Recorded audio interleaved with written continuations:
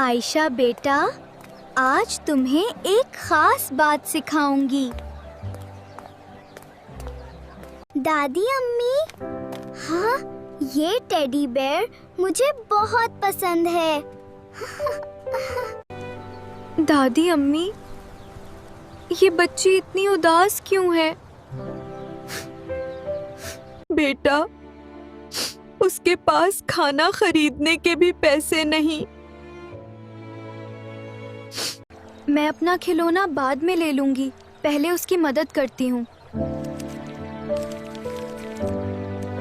जज़ाकल्लाह बहन।